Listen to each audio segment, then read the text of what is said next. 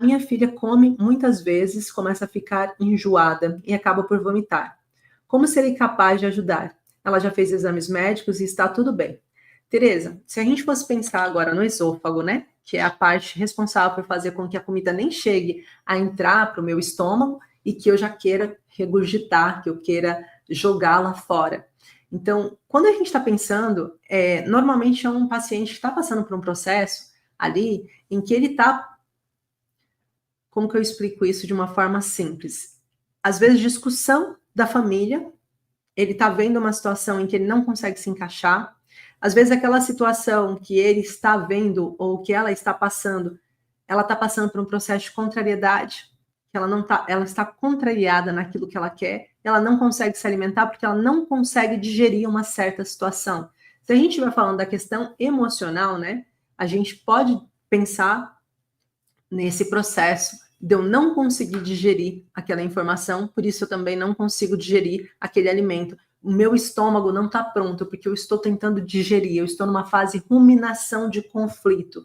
E a fase de ruminação do conflito faz eu desenvolver refluxo, faz eu ter vômitos, ter um processo de não conseguir parar com o alimento de alguma forma. Agora, frase sem contexto é pretexto. O que eu quero dizer com isso, Tereza? É necessário que a gente olhe todo o contexto da sua filha para ver se o vômito dela vem dessa questão, se vem da questão dos próprios pais, dela ter percebido que a relação de vocês não esteja bem, às vezes de disputa, divórcios, por exemplo, com disputas muito fortes, ou disputas muito fortes de poder na mesma casa, e eu vejo meu pai fala uma coisa, minha mãe fala outra, meu pai fala uma coisa, minha mãe fala outra, e eu tô ali no meio, isso pode também gerar para eles esse tipo de estresse, tá bom? De não conseguir manter a alimentação. Mas quando a gente tem rinite alérgica, só de sentir cheiro, frituras, outro cheiro de comida, depende da comida, quando está cozeira, é emocional.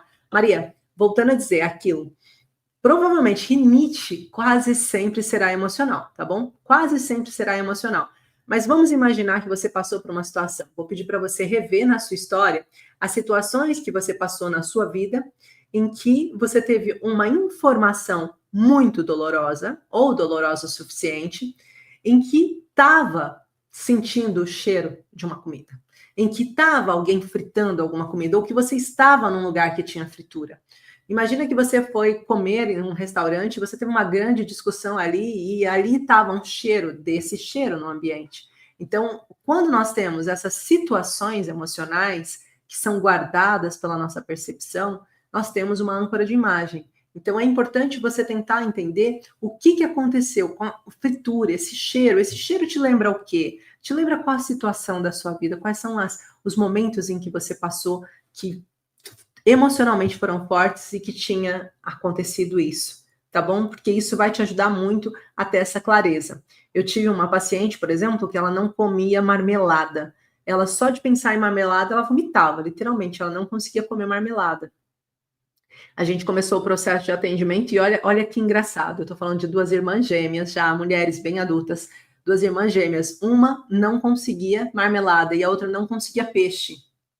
Eu falei, tem algum trauma emocional aqui relacionado ao quê? À alimentação, né? Então vamos tentar entender. Os pais delas emigraram para Luxemburgo, se eu não me engano. Eu não quero errar aqui, mas eu acho que era Luxemburgo. E elas ficaram sendo criadas pela avó e pelo avô. Que por mais que os pais mandassem dinheiro, a avó e o avô preferiram guardar aquele dinheiro para que eles pudessem comprar uma casa e voltar mais rápido. Então, continuou escassionando financeiramente alimentos para eles. E eles saem de uma família e vêm para dentro daquele lugar que eles estavam morando naquele momento, aonde saem de uma prosperidade, abundância de alimento para uma escassez de alimento. E a avó não passa, por exemplo, todo domingo eles tinham um ritual. E aí foi interessante pensar nisso, por conta desse cruzamento de dados de informações traumáticas. Eles tinham um ritual, que era comer um pão com marmelada de manhã. E a menina ela não queria ir para a igreja, e os avós obrigavam ela a ir para a igreja. Então ela comia muito devagar esse pão com marmelada, porque ela não queria ir para a igreja. E aí os avós estão sempre à espera e brigavam, batiam nela. Então o que a avó saía tocando o pão com marmelada na boca dela. E ela não lembrava disso. Mas daí, depois de um tempo, quando a gente começou o processo de tratamento, ela lembrou dessa informação. E essa mesma outra irmã, a relação do peixe foi porque quando a mãe deu a notícia, ela veio e falou que ia vir para ficar, mas quando a mãe veio e disse que ia ficar e não ficou, eles estavam comendo um peixe, a mãe tinha feito um peixe que elas gostavam muito de comer, para dar a notícia que ia ter que voltar e ficar mais um tempo fora. E ela guardou aquela memória emocional. Vocês entendem a importância da gente entender a percepção do trauma do nosso paciente? A gente conseguir olhar. Boa noite, Carmo. A gente conseguir olhar de fato o que está acontecendo. Quando a gente consegue encontrar a questão emocional do paciente, começa a fazer vários sentidos e várias conexões. Mas não é só sobre isso, como eu disse logo no início. Nós precisamos conseguir identificar lá dentro também, tá bom? Esse tratamento consiste em pressão dos pontos. É necessário ter uma prática diária? Ok. Então, ele não é uma pressão dos pontos. A gente faz uma microlesão, tá? É diferente. Então, pressão é só eu fazer isso aqui. E pronto, eu pressionaria aqui. A microlesão, ela é um estímulo, e é um estímulo que ele traz junto com ele um estímulo vibracional, ou seja, de uma vibração específica, e um estímulo que faz com que os antigênios do nosso corpo, o nosso corpo natural, nós temos defesa, nós temos um sistema de defesa imunitário. Nós vamos estimular esse sistema de defesa imunitário para fazer o quê? Com que o nosso próprio corpo possa desobstruir os ductos emocionais. Ou seja, o nosso próprio corpo vai incentivar a cura.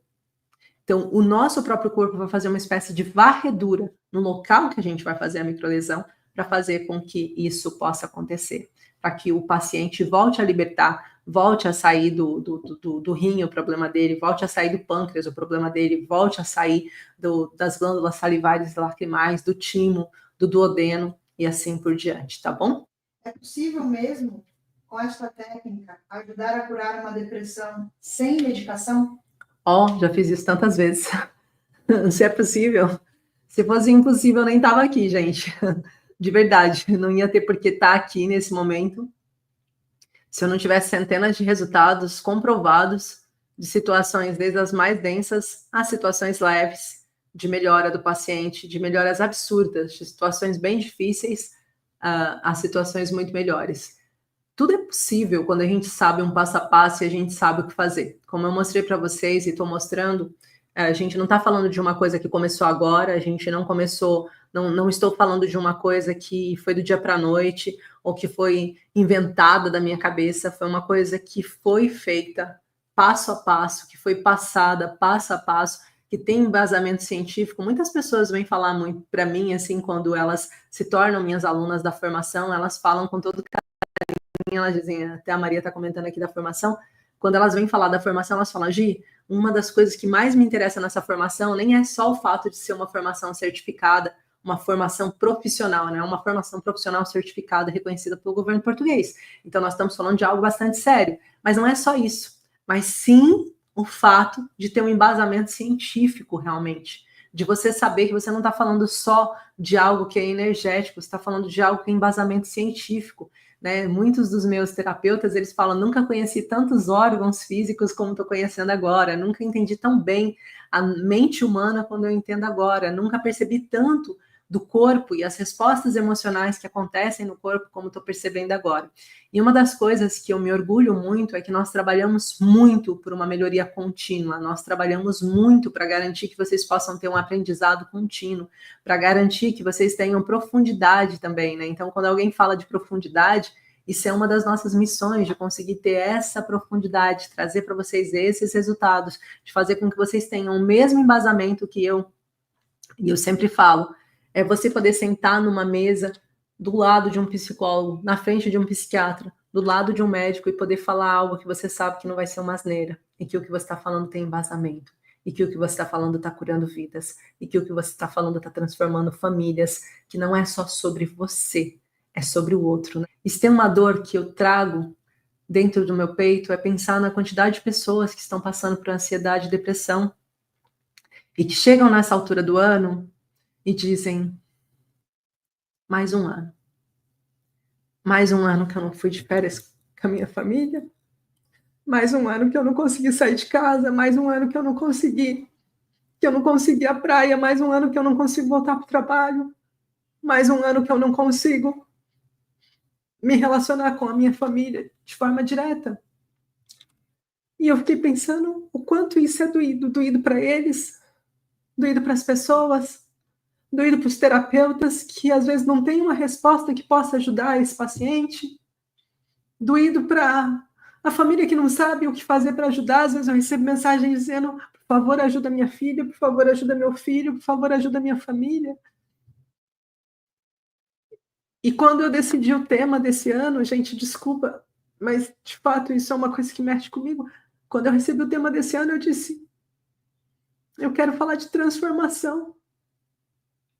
Eu quero convidar eles a serem transformadores, transformar as dores das pessoas que não sabem mais e que não confiam mais que existe uma resposta, uma saída, um caminho, uma luz. Mostrar para eles que existe, para não desistir de si. Porque não existe nada pior do que você ver alguém que desistiu de si porque não sabia achar uma resposta. Então, o que eu quero é que vocês sejam terapeutas transformadores, é que vocês transformem as histórias que vão passar pela frente.